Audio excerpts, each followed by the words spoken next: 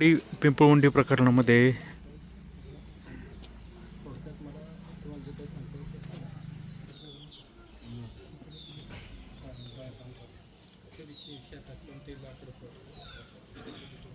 रघुनाथ मारुती माळी जीवला न्याय भेटलाच पाहिजे, आरोपीला शिक्षा झालीच पाहिजे।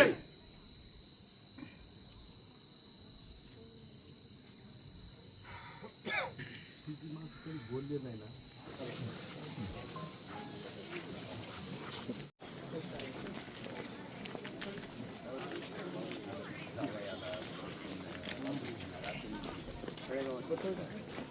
आपण पाहतोय राज्यात अशा प्रकारच्या अनेक घटना घडलेल्या आहेत, पण तातडीने त्याच्यावरती काही निर्णय होत नाही। तुम्ही माजी गृहमंत्री आहात, आता भेट पण इथे दिली, कशा स्वरूपाचं हे पुढं हे असेल त्या पीडित कुटुंबियाला कसा न्याय मिळेल?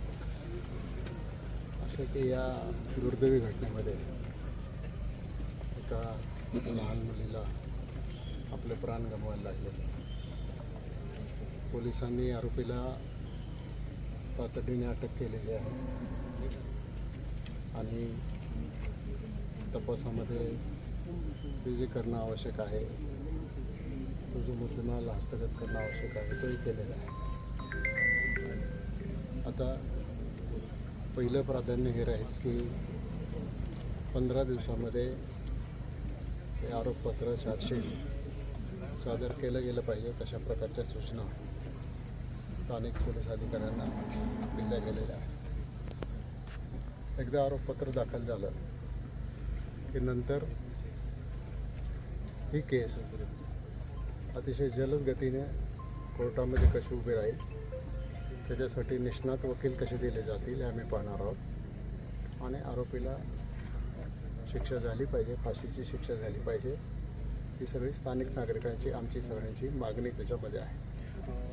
पीडिताच्या कुटुंबियांनी काय मागणी केलेली आहे आपल्याकडे? त्यांनी काही मागणी केलेली नाही, त्यांनी त्यांच्या अडचणी सांगितलेल्या आहेत। एकतर कुटुंब कर्जबाजारी आहे आणि कर्जबाजारी असल्यामुळे त्यांना त्याच्यातून बाहेर काढणं, त्यांच्या मुलांचं शिक्षण पुढे सुरू ठेवणं आणि त्या कुटुंबाला आधार देऊन, हे कुटुंब भूमिहीन आहे।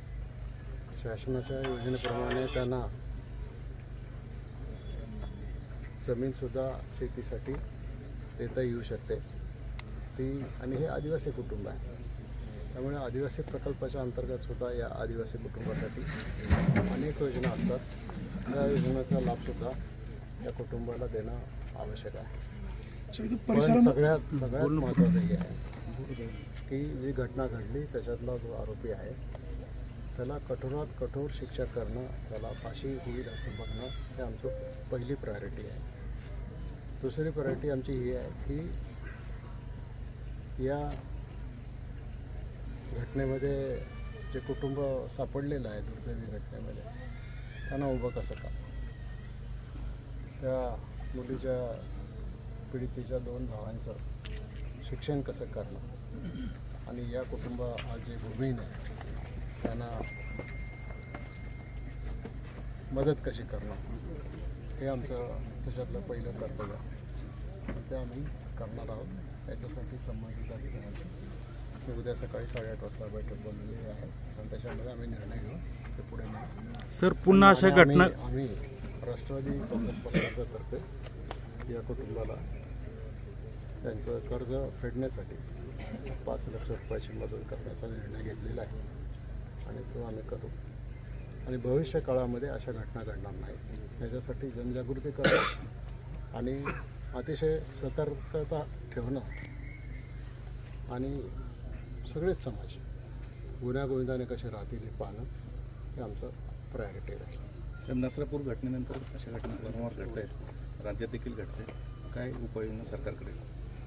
ते असं घटना घडत आहेत, त्या घडता कामा नयेत, त्याच्यासाठी जे एक पब्लिक एज्युकेशनची जी गरज आहे ते पण करणं गरजेचं आहे। सुरक्षितता महत्त्वाची आहे। यंत्रणेने अतिशय सक्षमतेने काम करणं गरजेचं आहे आणि त्यासाठीच आमचा प्रयत्न राहील। सर, परिसरातील गैरधंदे बंद करावेत, इथली स्थानिक पोलीस चौकी चालू करा अशी मागणी करण्यात आली।